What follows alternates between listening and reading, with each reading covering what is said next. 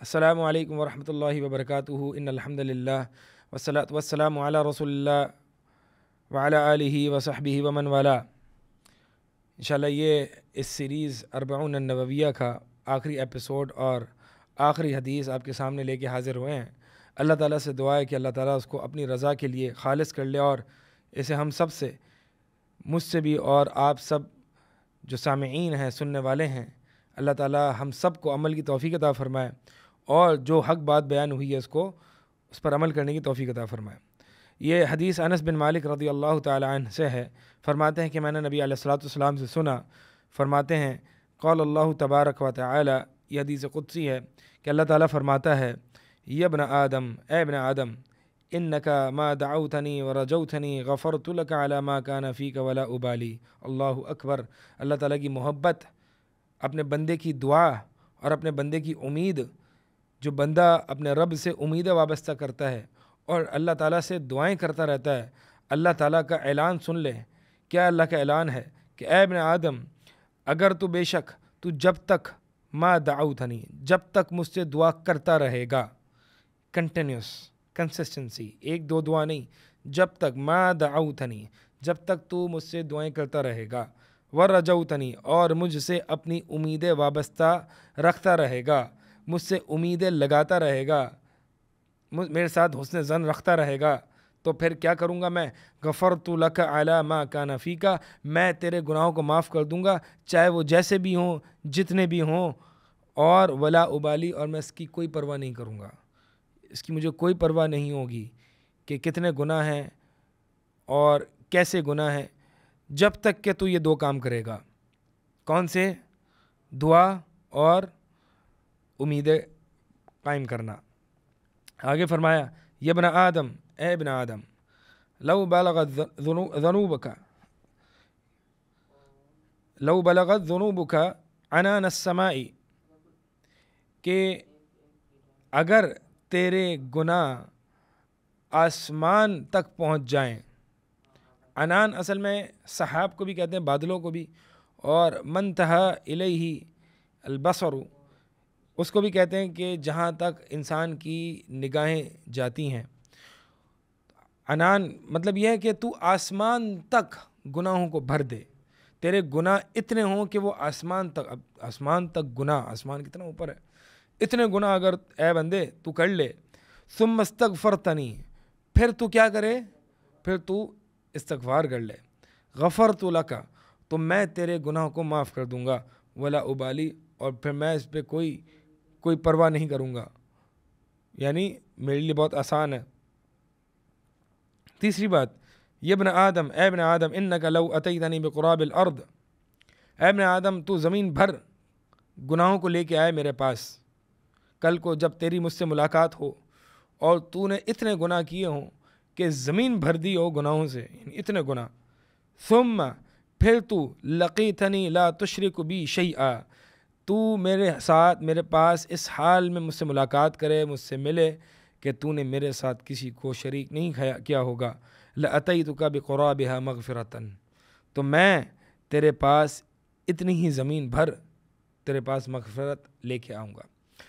अलगर्ज़, इस हदीस में अल्लाह की मग़फ़िरत का ऐलान है, अल्लाह ताला की मग़फ़िरत का ऐलान है, और ये जो मग़फ़िरत है, ये अल्लाह की कसम इतनी बड़ी नेकी है। ये मग़फ़िरत जन्नत में दाखिले की शर्त है, ये मग़फ़िरत अल्लाह की रज़ामंदी की शर्त है। इंसान की मग़फ़िरत पहले होगी, फिर अल्लाह राज़ी होगा, और अल्लाह राज़ी होगा तो फिर उसको जन्नत में दाखिला मिलेगा। जब तक ये बख्शवाएगा नहीं अपने आप को, तो या तो वो जहन्नुम में जाएगा, जहन्नुम की आग उसकी गुनाहों को धोएगी, और फिर वो जन्नत में जाएगा। तो मकसद ये है कि मग़फ़िरत बहुत बड़ी चीज़ है, बहुत बड़ी चीज़ है, और मग़फ़िरत से भी बढ़कर अल्लाह ताला से आफ़ियत है। नबी अलैहिस्सलातु वस्सलाम ने फरमाया कि अल्लाह ताला से आफ़ियत का सवाल किया करो, क्योंकि यकीन के बाद किसी बंदे को आफ़ियत से बढ़कर कोई चीज़ नहीं दी गई। आफ़ियत क्या है? आफ़ियत गुनाहों से, जो माजी में गुनाह किए हैं उसके जो आफ्टर इफ़ेक्ट्स हैं, उसकी वजह से जो मुसीबतें आनी हैं, उससे आफ़ियत, उससे हिफाजत, और मुस्तक़बिल में जितनी परेशानियाँ या मुसीबतें इंसान के ऊपर आनी हैं उससे आफ़ियत। تو گویا کہ عافیت جو ہے وہ ماضی اور مستقبل اور آخرت سب سے تعلق ہے. یعنی جب کوئی شخص اللہ تعالیٰ سے عافیت کا طلبگار ہوتا ہے, اللہ تعالیٰ سے عافیت کا سوال کرتا ہے, تو گویا اے اللہ ماضی میں جو گناہ کیے اس کے وجہ سے جو مصیبتیں آنی ہیں مجھ پر, اس سے میں تیری حفاظت طلب کرتا ہوں, مجھے اپنی عافیت میں رکھنا. اور اسی طرح مستقبل میں کوئی گناہ ہو جائے تو اس کی وجہ سے جو مصیبت آئیں اس پر بھی میں, اور گناہوں سے بھی مجھے بچا کے رکھنا, میری حفاظت کرنا. یعنی گویا کہ عافیت پاسٹ, پریزنٹ, فیوچر, ہر دور میں آپ اللہ تعالیٰ سے اللہ کی پروٹیکشن, عافیت طلب کر رہے ہیں. اور جو مغفرت ہے وہ ماضی کے متعلق ہوتی ہے. ماضی میں جو گناہ ہو گئے اس گناہ پر مرتب ہونے والے جو آثار ہیں اس کی معافی ہوتی ہے. تو اس لیے اہل علم فرماتے ہیں کہ جو عافیت ہے وہ مغفرت سے بھی بڑھ کر ہے. لیکن بہرحال عافیت میں مغفرت کا معنی بھی پایا جاتا ہے. تو مقصد یہی ہے کہ مغفرت بہت امپورٹنٹ ہے, اور مغفرت جب تک انسان اپنے آپ کو نہیں بخشوائے گا, جب تک ایک انسان اپنے آپ کو نہیں بخشوا سکے گا تو وہ جنت میں داخل نہیں ہوگا. تو اس حدیث میں اللہ تعالیٰ نے اپنی مغفرت کا اعلان کیا ہے ان لوگوں کے لیے جن میں 3 اعمال پائے جائیں. پہلی چیز دعا, جب تک کہ وہ دعائیں کرتا رہے گا اللہ تعالیٰ مغفرت اس کو معاف کرتا رہے گا. دوسری چیز اپنی امیدوں کو اللہ سے وابستہ رکھنا, یہ اللہ تعالیٰ کی مغفرت کو انسان کی طرف لے آئے گا, یعنی اللہ کی مغفرت کا اعلان ہو جائے گا. اور اسی طرح جو ہے وہ استغفار, اور چوتھی چیز جو ہے وہ شرک نہ ہونا. تو دعا, اللہ سے امیدیں, استغفار اور شرک نہ کرنا, یہ 4 چیزیں ایسی ہیں کہ اللہ تعالیٰ اعلان مغفرت کر دیتا ہے اس بندے کے لیے. اور آپ دیکھیں عموماً کتنے ایسے ذکر و اذکار ہیں, کتنے ایسے روزے ہیں, یوم عاشورہ کا روزہ, اسی طرح جو ہے وہ ذی الحجہ کے روزے, عرفہ کے دن کے روزے. اس سے کیا ہے, سب سے گناہ معاف ہو رہے ہیں. حدیث میں آپ دیکھیں گناہ معاف ہو رہے ہیں, پچھلے سال کے, 2 سال کے, اگلے سال کے گناہ معاف ہو رہے ہیں. گناہ معاف ہو رہے ہیں چاہے وہ سمندر کی جھاگ کے برابر بھی, اگلے پچھلے سارے گناہ معاف ہو رہے ہیں. آپ دیکھیں عموماً ذکر اذکار کی فضیلتوں میں گناہ کی معافی بہت بڑی فضیلت.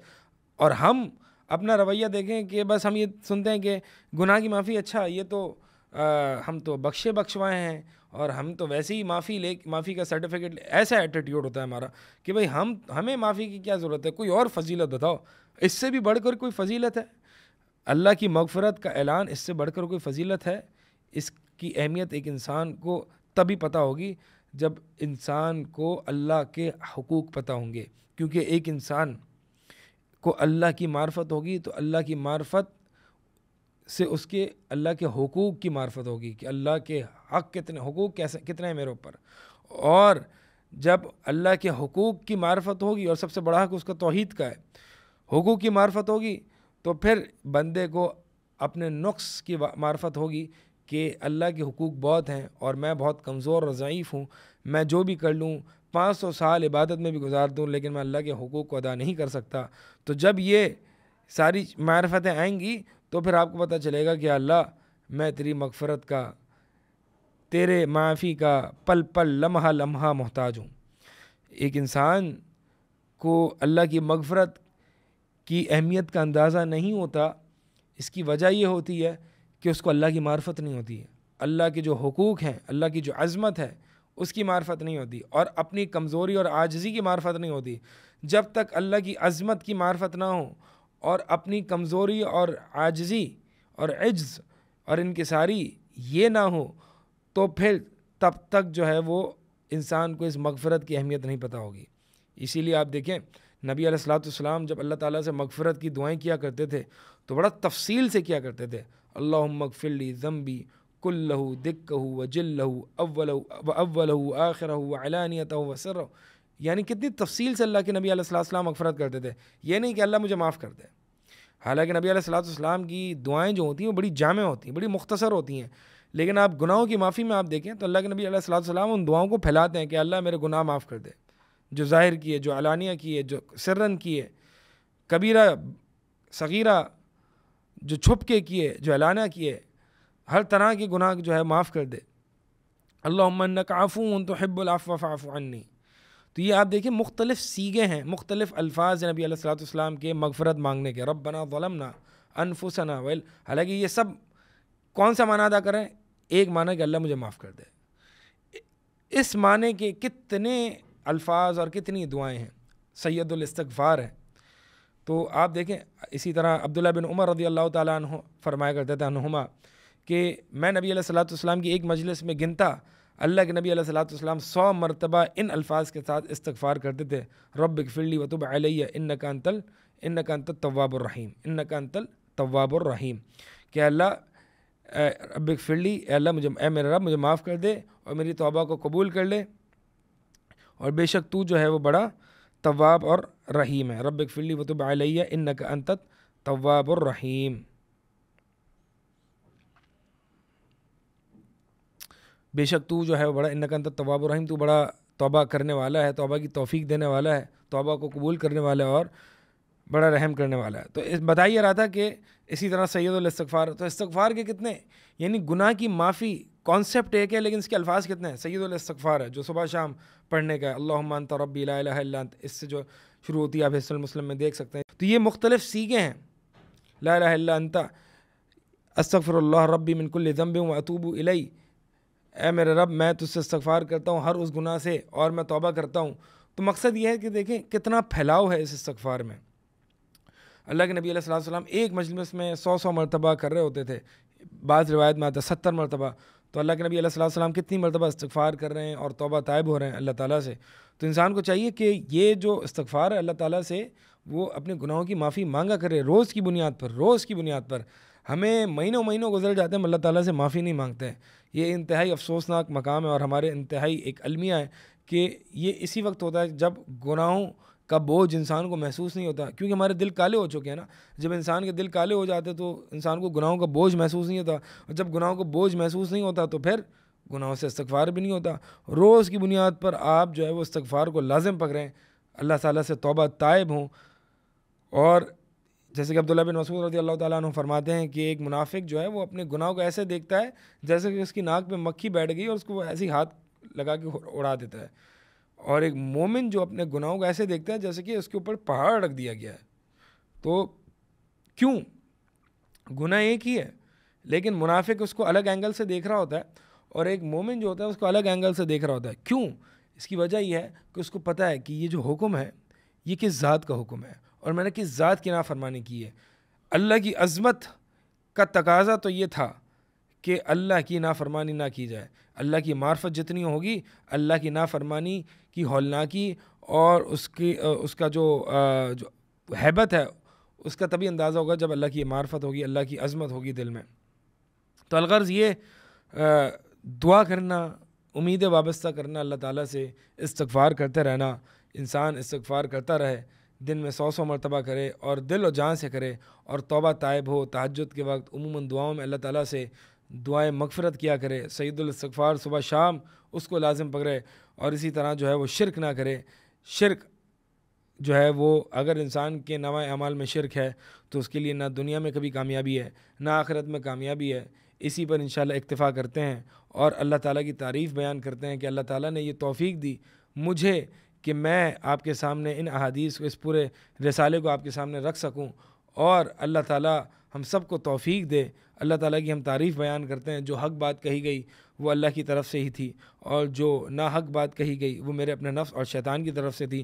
اللہ تعالیٰ سے دعا ہے کہ اللہ تعالیٰ اس چھوٹے سے عمل کو قبول فرمائے، اور میرا آپ کے سامنے حدیثوں کا پیش کرنا، حدیثوں کی ایکسپلینیشن کرنا اور آپ کا سننا اور آپ کا یہ جذبہ اور حدیث کی حرص رکھنا اللہ تعالیٰ اپنی بارگاہ میں قبول فرمائے، اور ہمیں انہی چھوٹی چھوٹی نیکیوں کی وجہ سے، اگرچہ اس لائق تو نہیں کہ اللہ کے سامنے ہم پیش کر سکیں، یہ ٹوٹی پھوٹی نیکیاں ہیں اور پتہ نہیں اس میں اخلاص ہے بھی نہیں، اللہ تعالیٰ کی رحمت اور اللہ تعالیٰ کے فضل اور کرم کی امیدوں سے ہم وابستہ ہوتے ہوئے، اللہ تعالیٰ سے دعائیں کرتے ہوئے اور استغفار کرتے ہوئے اور توحید کے وسیلے دیتے ہوئے، اس حدیث پر عمل کرتے ہوئے اللہ تعالیٰ سے ہم دعا کرتے ہیں کہ اللہ ان چھوٹے چھوٹے اعمال کو ہم سے قبول کر لے اور باعث نجات بنا لے اور جنت میں داخلے کا سبب بنا لے۔ اقول قولی ھذا استغفر اللہ لی ولکم۔